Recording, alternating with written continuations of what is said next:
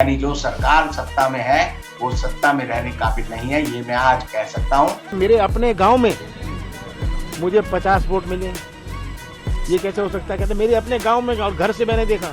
जो VVPAT slip गिरती है डब्बे में, हमारे हाथ में दे दें। तो वीवीपैट की मतगणना से आप समझिए दूध का दूध पानी का पानी हो जाएगा। जिस मशीन में चिप लगी है वो हैक होने की संभावना उसमें रहती है। एक काउंटर पे एक जगह पर वीवीपैट की गणना होती और एक काउंटर पे ईवीएम की गणना होती। सवेरे सवेरे हम वोट डालने आए तो इधर से ये बीजेपी के जो गुंडे हैं वो लाठी लेके खड़े हो गए थे। वो बोले कि तुम कैसे वोट डाले हो? लाठी से हमारे भतीजे का सर फोड़ दिया एक का। भतीजे मध्य प्रदेश, छत्तीसगढ़ और राजस्थान में कांग्रेस की हार के बाद, भारतीय जनता पार्टी की जीत के बाद 2-3 दिन का जो समय था ये काफ़ी गहमा गहमी का रहा। और अब जैसे जैसे समय निकलता जा रहा है, लोगों के पास समय खाली होता जा रहा है, वो सोच रहे हैं कि आखिर गलती कहाँ हुई, कहीं उनके साथ ही तो धोखा नहीं हुआ है। ऐसी क्या चीज़ थी जिसको एग्जिट पोल, कितने कितने एग्जिट पोल हैं वो तक आंक नहीं पाए। राजनीतिक पार्टियां खुद जिन्होंने सत्ता जीती है वो नहीं आंक पाई। कांग्रेस पार्टी और देश की जनता से आवाज़ निकल कर आ रही थी, हाँ छत्तीसगढ़ तो कांग्रेस निकाल ही लेगी, मध्य प्रदेश निकाल ही लेगी, राजस्थान भी निकल ही जाएगा। पर जैसे ही ईवीएम की काउंटिंग हुई और नंबर्स आए, नतीजे पलट गए। ईवीएम की काउंटिंग से पहले जो बैलेट पेपर की काउंटिंग हो रही थी उनमें स्थितियां बिल्कुल अलग थी। 199 सीट पर बढ़ोतरी थी, आगे थी कांग्रेस पार्टी। पोस्टल बैलेट से जो वोट डाले जाते हैं ना, उनकी गिनती हुई थी तब। पोस्टल बैलेट से कौन वोट डालते हैं भाई? बुजुर्ग डालते हैं, सैनिक डालते हैं, कर्मचारी डालते हैं, दिव्यांगजन डालते हैं। कई कैटेगरी होगी, एक कैटेगरी तो है नहीं कि देखिए सिर्फ सैनिकों ने डाल दिया, फिर कर्मचारियों को कुछ उनके लिए प्रलोभन दे दिया हो कि पुरानी पेंशन का प्रलोभन दे दिया हो, इसलिए वो सारी वोट एक तरफ चली जाए। अलग अलग समाज के लोगों की वोट होती है, एक समीकरण से निकल कर आता है ना। पर ईवीएम की काउंटिंग जैसे हुई, वहाँ से नंबर जो निकल कर आए, सबकी आंखें फटी की फटी रह गई। और अब जब रिकन्सिडरेशन का समय लोगों को मिल रहा है, अपनी गलतियों से सीखने का समय मिल रहा है, तो उनसे सीख रहे हैं। और कहीं ना कहीं दिमाग में एक बात बार बार ठनक रही है कि हाँ, हो सकता है कहीं ना कहीं वोटिंग में ही तो गड़बड़ नहीं हो गई। जितनी वोट डाली थी क्या उतनी दिखाई गई? बैलेट पेपर और ईवीएम की काउंटिंग में इतनी ज़्यादा हेरफेरी, बदलाव और डिफ्रेंसिएशन किस तरह से हो सकता है?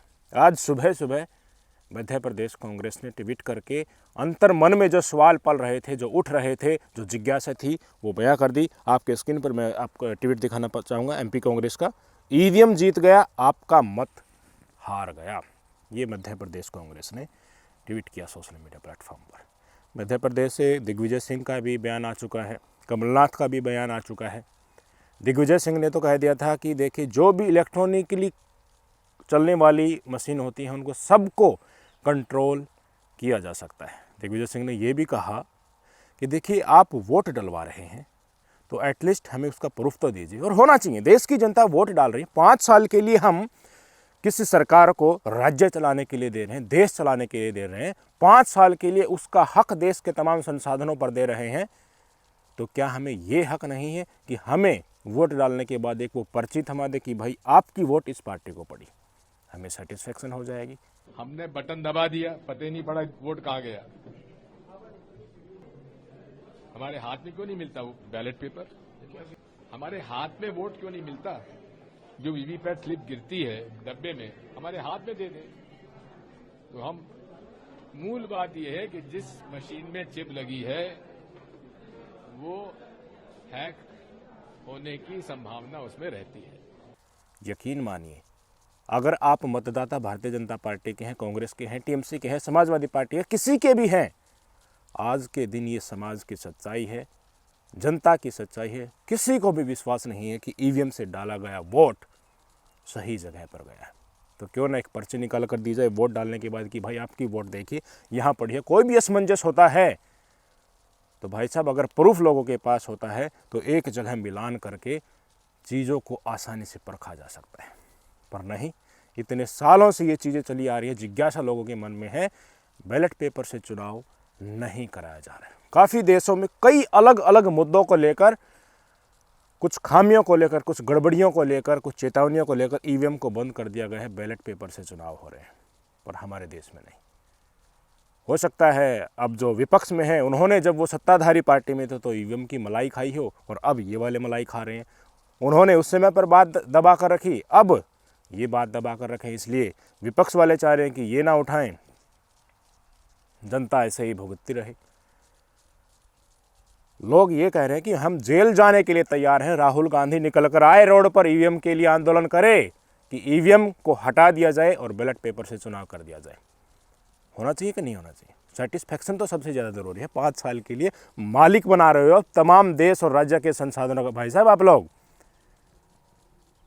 और कई विचित्र बातें निकल कर सामने आ रही हैं। जैसे आज मध्य प्रदेश कांग्रेस ने ये ट्वीट किया, उसके बाद जो कमलनाथ जी हैं उन्होंने भी अपने सोशल मीडिया पर एक प्रतिक्रिया जाहिर की, आपकी स्क्रीन पर आप देख सकते हैं। उन्होंने कहा कि कांग्रेस जहां बड़े अंतर से हारी है ना, वहां 100 से अधिक ईवीएम जो मशीन होती हैं वो वोट काउंटिंग के समय 99% तक चार्ज मिली, जबकि मतदान के दौरान उन्हीं ईवीएम का 10 घंटे से ज़्यादा तक इस्तेमाल हो चुका था।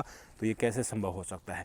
कोई ईवीएम मशीन 10 घंटे तक लगातार वोट डलवाती है, वोटिंग के लिए यूज की जाती है, और वही ईवीएम वोट काउंटिंग के समय 99% चार्ज मिलते हैं। मतलब क्या हुआ भाई इसका? क्या सिर्फ 1% में ही सारे दिन की वोटिंग करवा दी लगातार 10 घंटे तक?